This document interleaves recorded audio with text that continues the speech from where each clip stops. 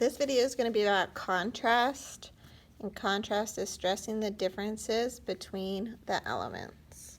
So if you look at my cheat sheet over here, our contrast is going to be the moon, which will be light, versus the background, which I intend to make it dark.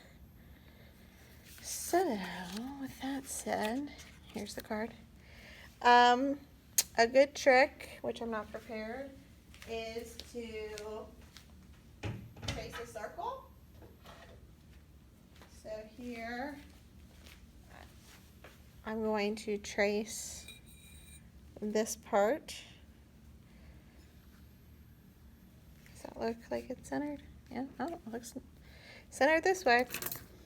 So this is a good trick, especially if you're trying to get something to look really perfect. Trace your little heart out. Then, based off of my sketch, I had another small circle in here. Now, I probably, if I had a quarter, I could trace that, but I don't have a quarter. So I'm going to eyeball this one. And I use lots of lines until there's a nice flow to it. Connect them. All right.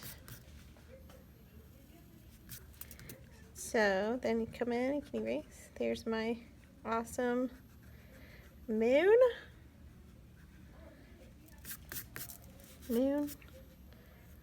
Make that look a little better. Now, depending on you, I would probably at this point separate and erase out. So do we like that? Nice little moon. Now on my sketch, I also put in a nose. That's up to you. You don't have to do a nose.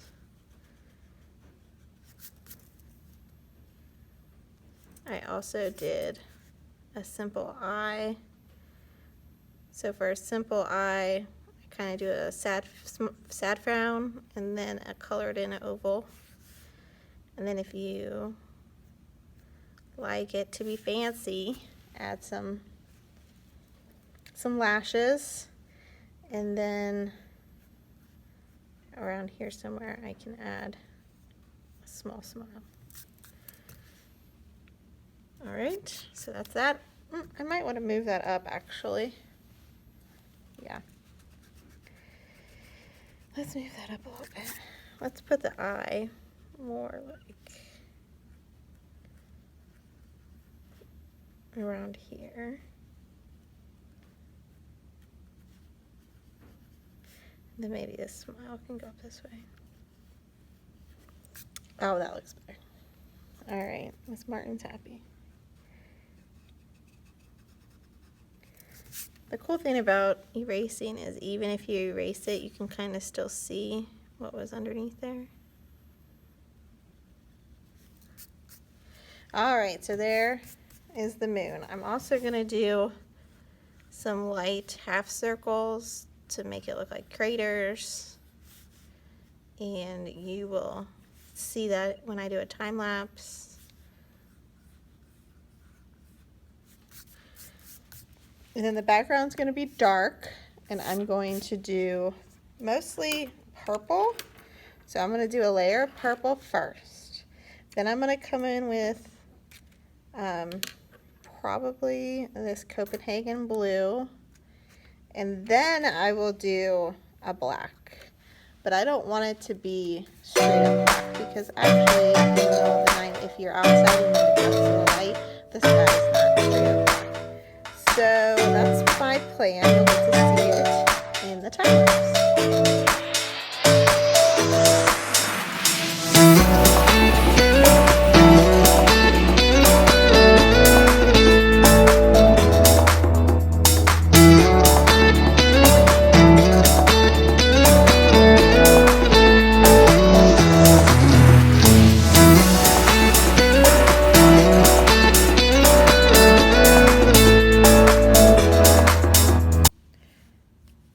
Okay, so I have a couple of things I want to show you.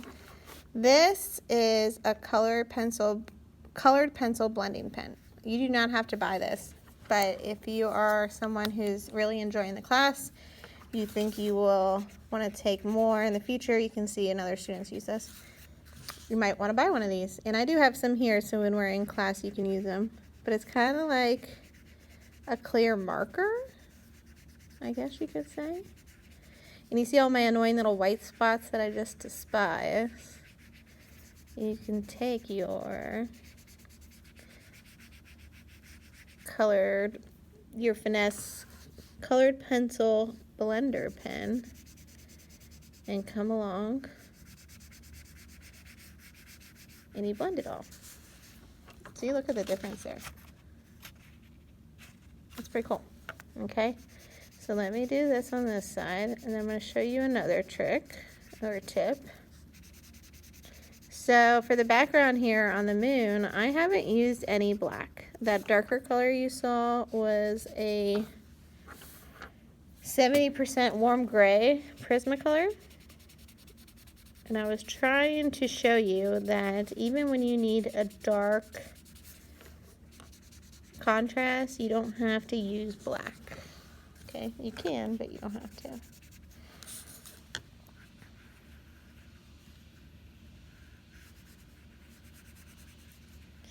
Alright, so now the Finesse color pencil blend marker is pretty cool, right? Pretty cool. And you can just quickly try and get this stuff off there. Then there is this, sorry, I actually have to sharpen this, so bear with me while I sharpen this. This is something I really, really like. It looks like it's going to be the color of the moon, but it's not.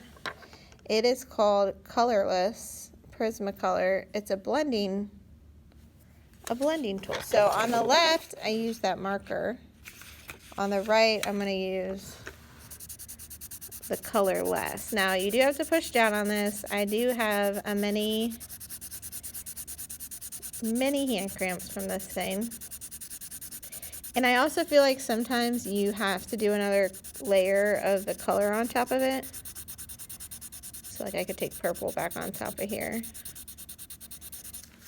See how it blends that?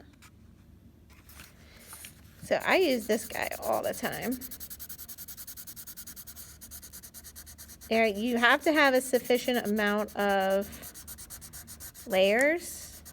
So like I have at least 5-6 layers here of colored pencils, but this is an awesome tool, and I have them here. You could also just buy your own if you're so inclined. That's up to you. Okay, I'm going to shove down here. Then I'm going to sharpen it and do the moon too.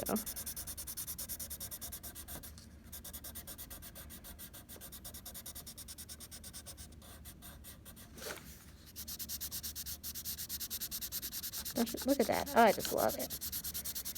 Just love it. All right.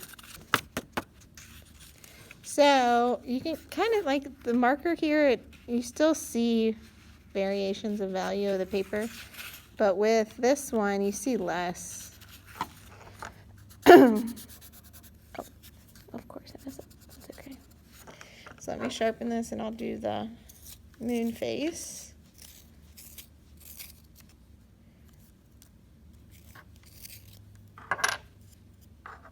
Try to get the end of it nice and clean. And then I can come in. I'm not going to use this on top of the graphite because it'll just smear it.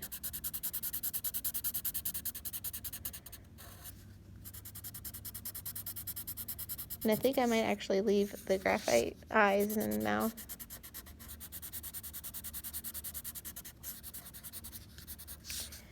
Alright, so background smooth, moon is smooth, sorta.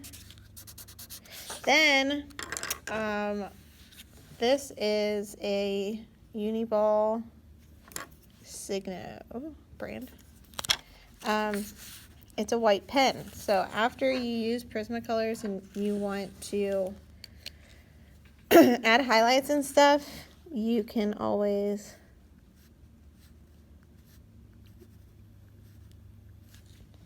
get a really cool effect with, oh, that's okay. I'll let that go. Now with stars, if you wanted to do stars, some are close together, some are far apart. You don't want it to be perfectly even. We'll pretend that's a shooting star there, right? Yeah.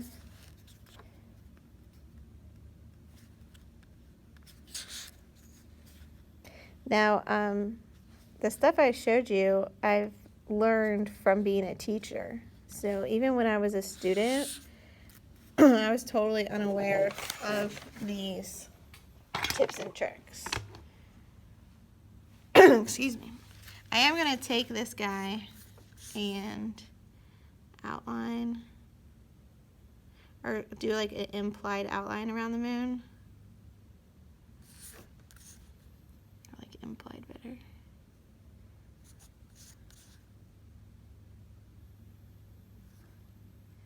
Now, if you don't have this stuff, it's okay. I'm just showing it to you. You could definitely turn in the moon as is. I do not expect you to go out and buy these things to accomplish this trading card, okay? So I don't want any nasty emails. I had to go at midnight to Walmart.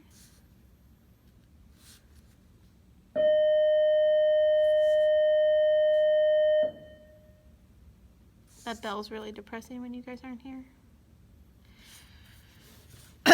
And then maybe I'll come along here, because even though the moon is gray, give her a little highlight. It's definitely not pure white.